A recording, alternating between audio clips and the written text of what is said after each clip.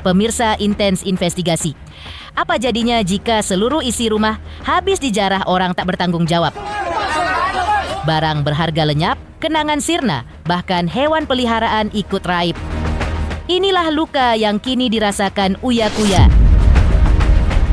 Namun, di balik rasa ikhlas dan maaf yang ia ucapkan, masih ada dua hal yang terus ia cari. Piala kemenangannya dan kucing-kucing kesayangannya. Lantas, apakah semua itu akan kembali? Pemirsa, bersama Intens Investigasi, kami hadirkan kabar terkini, terpercaya, dan teraktual. Tetapi sebelumnya, jangan lupa untuk like, subscribe, share channel YouTube ini.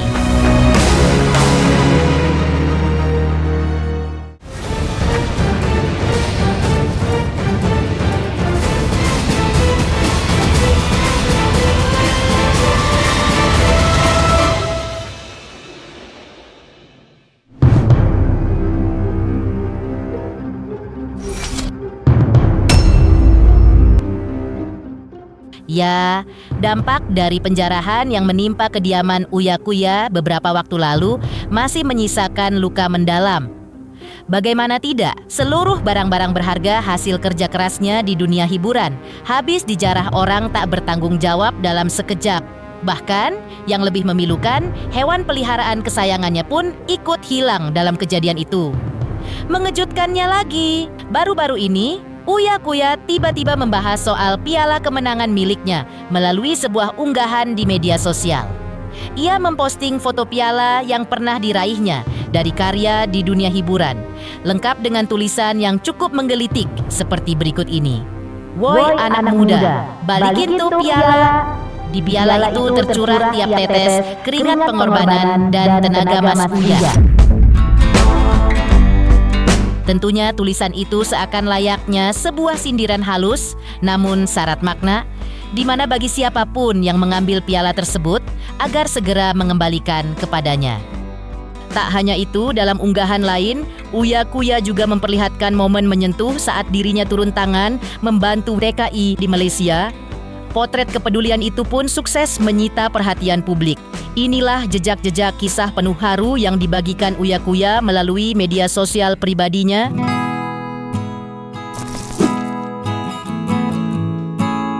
Pemenangnya adalah Uya Kuya! Uya Kuya!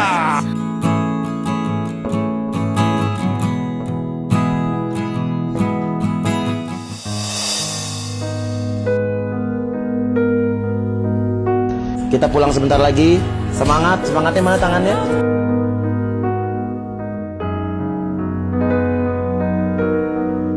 Dan yang tak kalah mengharukan, dalam story terbarunya, Uya Kuya membagikan kabar bahagia tentang kucing-kucing kesayangannya. Dallas dan Uma, dua hewan peliharaan yang begitu berarti baginya, akhirnya berhasil ditemukan dan kini kembali bersama. Tak hanya itu, sertifikat resmi milik kucing-kucing kesayangan Uya juga telah ditemukan.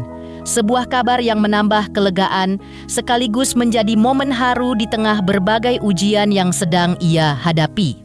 Semuanya udah ketemu, alhamdulillah. Alhamdulillah, Uma pulang. Sayangnya pulang.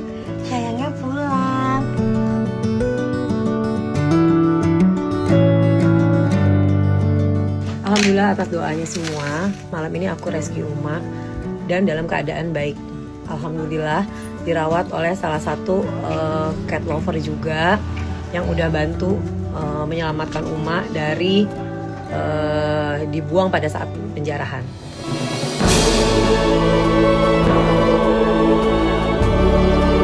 Nih, kita juga nemuin semua sertifikat perkucingan dan sertifikatnya kita ketemuin semuanya. Alhamdulillah. Baru-baru ini, melalui unggahan di media sosial, Zita Anjani, putri Ketua Umum PAN, Zulkifli Hasan memancarkan momen penuh kehangatan dan dukungan. Ia terlihat memeluk Astrid dan Uya Kuya bersama dengan sang ayah, Zulkifli Hasan. Suasana haru itu terekam saat mereka duduk bersama, saling menguatkan pasca insiden yang menimpa Uya Kuya dan istrinya. Dalam potongan video yang dibagikan Zita di TikTok pribadinya, tampak Zita merangkul punggung Uya Kuya dari belakang sambil memeluk dengan hangat. Sementara itu, Zulkifli Hasan terlihat mengusapkan tangan penuh kasih di kepalanya, memperkuat nuansa kekeluargaan dan solidaritas dalam momen tersebut. Melalui postingan TikTok tersebut, Zita Anjani berpesan pada Uya dan istri untuk terus berjuang menjadi orang yang lebih baik lagi. Teruslah berjuang, berdoa, dan berusaha menjadi lebih baik lagi. Tulis Zita Anjani. Momen itu pun menjadi viral di media sosial, menjadi gambaran nyata bagaimana kekuatan empati dan dukungan keluarga bisa tampil begitu menyentuh pada saat yang penuh cobaan.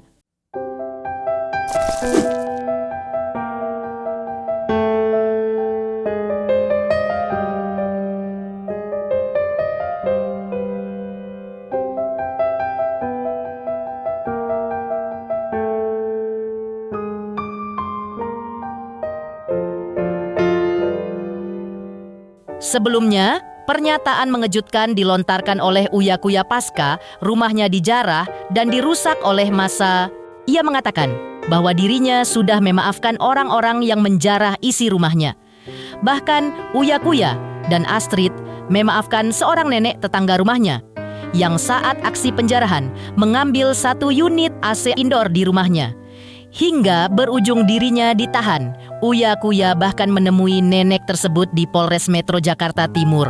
Uya Kuya lah yang mengajukan restoratif justice agar proses hukum atas nenek ini dihentikan.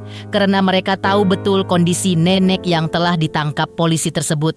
Mengetahui bahwa nenek diberikan maaf dan tidak melanjutkan proses hukum, nenek tersebut menangis dan memeluk Uya Kuya dan Astrid sambil mengucapkan terima kasih. Security di kompleks saya bahwa tadi ada seseorang terduga pelaku yang diamankan di dekat rumah saya dan dibawa ke sini. Terus habis itu tadi saya ngecek, ternyata ada seorang terduga pelaku, seorang ibu-ibu udah umurnya lebih tua dari saya. Tadi membawa apa sih, AC ya, AC yang di dalam rumah tuh indoor AC. Tapi tadi saya ketemu dengar cerita dari teman-teman rekan-rekan polisi di sini juga, karena kondisinya ibu ini juga dia pekerjaannya tukang parkir, juga bisu, disabilitas, oke. Terus udah gitu juga suaminya juga tukang parkir dan tinggal dengan anaknya dan cucunya ya. Dan tadi saya memutuskan, saya mengambil inisiatif untuk saya yang mengajukan restoratif justice. Sebagai korban saya yang mengajukan dulu udah untuk ibu ini, saya akan restoratif justice sehingga ini tidak dibawa ke tiap tahap berikutnya, jadi nggak usah sampai ke pengadilan. Saya bilang udah ikhlas. Tadi ibu itu juga tadi cerita dia nggak maksud apa-apa, cuma datang mau dengar ada lihat rumah saya, terus ketemu ada di depan pintu ada AC tergeletak, diambil gitu. Dia sendiri malah dia bilang nggak tahu itu ini barang apa, dia juga nggak tahu yang diambil apa gitu. Kalau saya terus terang, saya ini baru pertama lagi saya keluar ketemu orang rame. Kemarin saya sempat keluarnya diem-diem gitu ya. Sekarang ini baru pertama kali saya berani untuk keluar yang rame-rame ketemu orang. Dan saya nggak nyangka juga tiba-tiba banyak teman-teman wartawan. Tadi saya belum terlalu siap juga untuk diwawancara. Tapi intinya fokus saya hari ini cuman restoratif justice khusus kasus ibu ini. Kalau untuk yang kata terduga-terduga lain saya nggak tahu juga. Saya tadi sih warga biasa, ibu-ibu benar-benar tukang parkir, penghasilan juga ada sehari cuma 30.000. Terus terang, saya kalau 10 tersangka ini saya nggak tahu, maksudnya nggak, karena saya juga sampai sekarang belum buat laporan apa-apa. Di sisi lain, salah satu orang tua pelaku penjarahan di rumah Uya Kuya menceritakan kronologi anaknya dipanggil ke Polres Metro Jakarta Timur karena diduga mengambil AC outdoor di rumah Uya Kuya. Menurut cerita ibunya, putranya ikutan ke rumah Uya Kuya setelah ada live di sosial media. Ia mengambil AC outdoor di rumah Uya Kuya, namun tidak dibawa ke rumahnya, melainkan ke rumah temannya. Karena itulah, orang tuanya tidak tahu kalau putranya menjarah AC dari rumah Uya Kuya.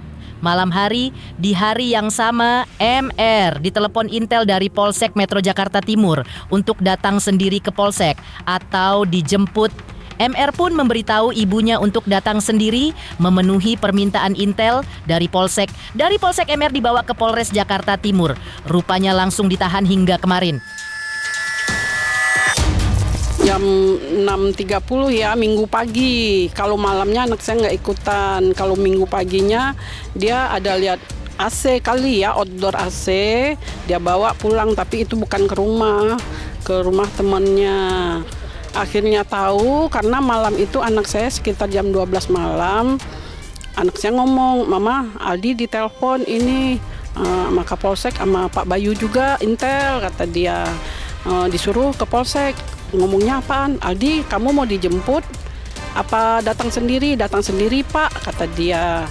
Datanglah dia ke Polsek Duren Sawit. Setelah itu malam itu juga katanya dibawa ke Polres Jatinegara Jakarta Timur. Ya, harapan saya minta permohonan maaf kepada Bapak Uya Kuya dan keluarga besarnya Ibu Astrid juga supaya anak saya dimaafkan.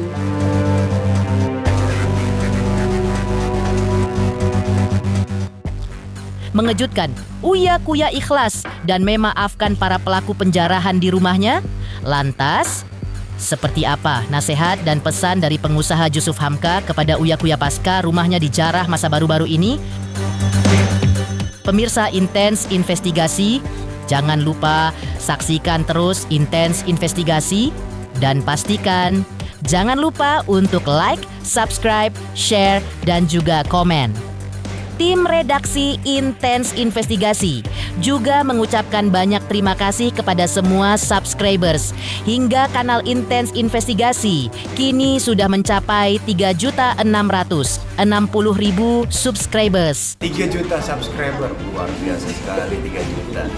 Ya pokoknya semakin sukses lah dan bisa menghadirkan sesuatu yang memang baik untuk diperlihatkan.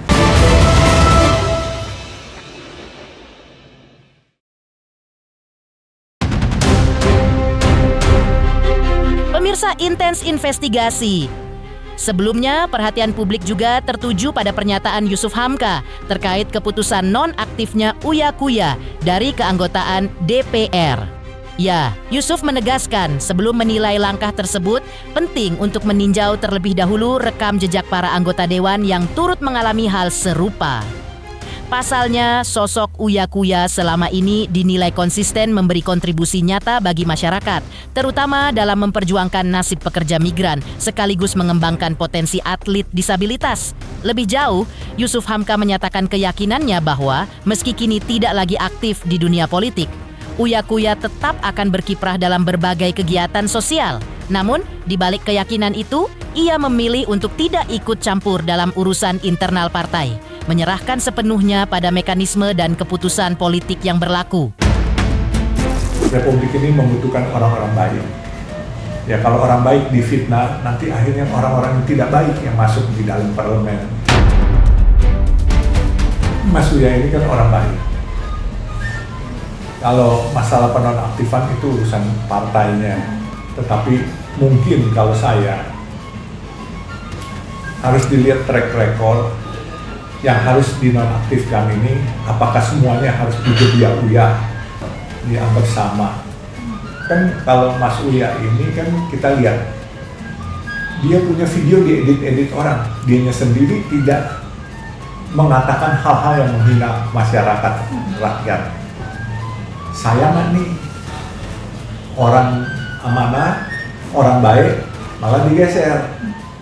Kalau penggantinya lebih baik atau sama, kalau enggak kan rugi negeri ini, ya kan. Tapi namun demikian itu urusan partainya lah ya, kami nggak mencampuri. Walaupun saya yakin kalau Mas Uya misalnya tidak aktif di parlemen, dia tetap berkiprah kepada kegiatan sosial, terutama selain teman-teman PMI. Bahkan sekarang Mas Uya tuh punya tugas baru lagi, yaitu membantu mengembangkan atlet disabilitas sama-sama saya, itu atlet-atlet disabilitas. Dan bahkan kami beberapa kali membantu sekolah luar biasa SLB negeri, terutama di Bidakara, di SD Negeri 7 ya di Jakarta Timur. Terus kita pernah di Taman Mini 2.500 atlet disabilitas itu. Jadi Mas Uya itu hebatnya, dia nggak mau dikasih honor waktu kita undang dia. Setiap saya undang dia nggak mau dikasih honor. Itu dia bilang nggak apa-apa Pak Yusuf, ini pengabdian saya buat orang kecil karena begini, dan ini udah naik waktu saya sama istri saya dari awal.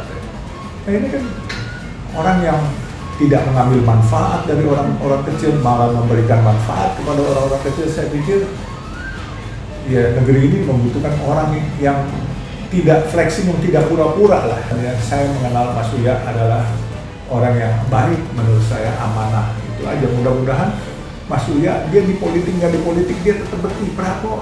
Buat terutama dia pahlawan PNI. Tak hanya itu, Yusuf Hamka juga menegaskan bahwa setiap musibah yang datang sejatinya merupakan penggugur dosa. Dengan bijak, ia mengingatkan masyarakat agar tidak mudah terprovokasi oleh isu yang belum jelas kebenarannya. Yusuf mengajak semua pihak untuk selalu bertabayun demi menjaga ketenangan hati dan tidak terjebak dalam arus hoaks yang menyesatkan. Saya banyak berinteraksi sama Mas Uya dan saya selalu nasihatin sabar. Saya bilang, Innallaha maha sobirin, orang sabar kekasih Allah. Ya kan, kalau nggak sabar kekasih syaitan, saya bilang gitu. Nah, Uya pun ngerti, Pak Yusuf, saya sudah ikhlas katanya. Kata saya tenang, saya masih bingung, saya padahal nggak berbuat apa-apa. Ini di edit, saya bilang Mas Uya, soal edit mengedit emang begitu. Saya aja diedit macam-macam, saya bilang santai aja, saya bilang. Nah, makanya saya bilang Mas Uya, untuk kedepannya ambil pelajaran, ambil hikmahnya dari ini. Kalau namanya empati, simpati nggak ada sekolahnya, itu panggilan, itu Allah given. Makanya kayak Mas Uya ini kan boleh bilang kan simpati, empatinya tinggi. Kita doakan terus berjuanglah dia sama istrinya. Dua-duanya itu cocok ya, karena kan kegiatan sosial luar biasa. Lantas, seperti apa pula teman lama Uya Kuya di Hong Kong mengisahkan perjalanannya membantu TKI dan TKW bermasalah bersama Uya Kuya selama ini? Benarkah setelah rumahnya dijarah dan dirusak warga, Uya masih membantu memulangkan jenazah TKI dari Hong Kong? Pemirsa Intens Investigasi, jangan lupa saksikan terus Intens Investigasi dan pastikan jangan lupa untuk like, subscribe, share, dan juga komen. Selamat untuk Intens Investigasi karena sudah mencapai 3 juta subscribers di YouTube. Sukses selalu and all the best.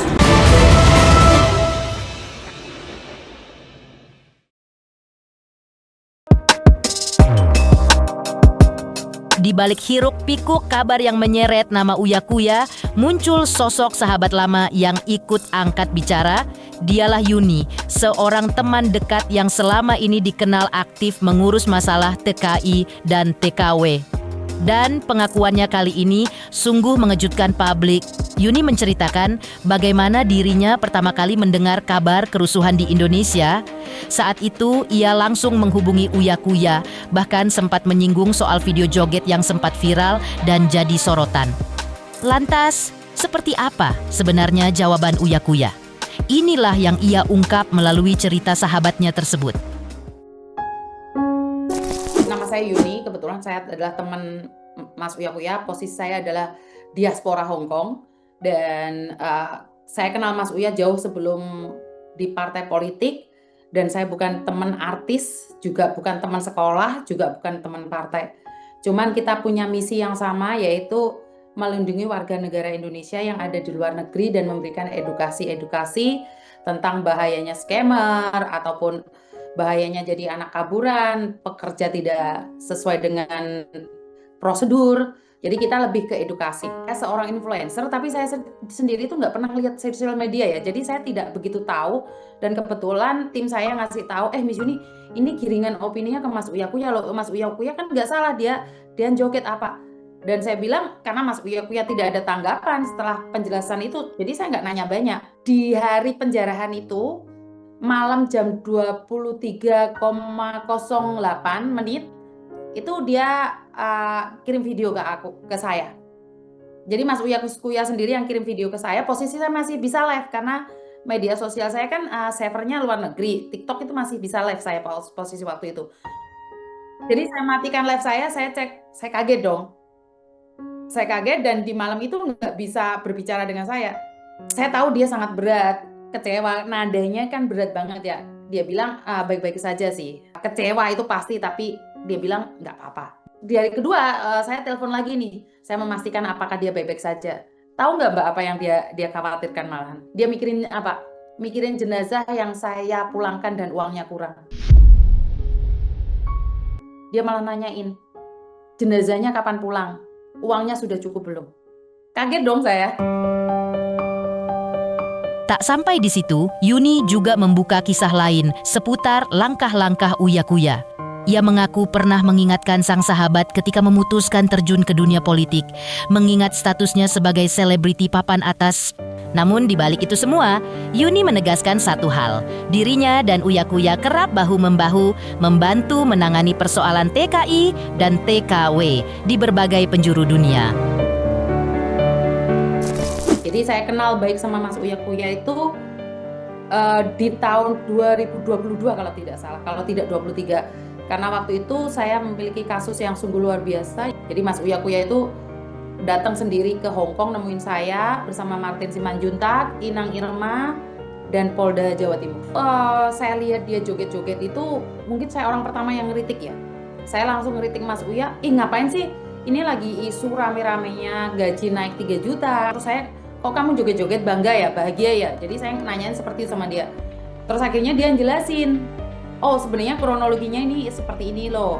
Waktu itu kita selesai rapat, terus habis itu ada dari musik lokal, genrenya itu kayak bisa buat joget, jadi sekedar itu aja. Nah setelah itu saya selidiki juga di media sosial, oh ternyata memang benar. Jadi saya nggak komen ya, karena waktu pertama kali di media sosial itu saya langsung telepon dia dan saya tidak setuju dengan apa yang dia lakukan. Saya ngomongnya ceplos-ceplos, kemarin aja waktu saya berbicara di balik aja saya kan rakyat biasa ya, jadi kayak nggak ada unggah-ungguh gitu. Jadi ngomongnya udah keluar aja ini mulut gitu. Dia memang artis nih, dia kan mudah untuk pelintir kan, dia artis nih. Jadi waktu dia nyalonin di DPR itu saya ngomong loh sama dia, hati-hati loh, kamu artis loh, mudah sekali kejebak loh. Terus dia bilang, enggak sih, ini semua baik-baik aja. Kalau kita membantu orang dan kita nggak ada di dalam pemerintahan, bagaimana kita tahu sistem yang ada di dalam? Pemirsa Intens Investigasi, jangan lupa saksikan terus Intens Investigasi. Dan pastikan, jangan lupa untuk like, subscribe, share, dan juga komen. Tim redaksi Intens Investigasi juga mengucapkan banyak terima kasih kepada semua subscribers. Hingga channel Intens Investigasi kini sudah mencapai 3.660.000 subscribers.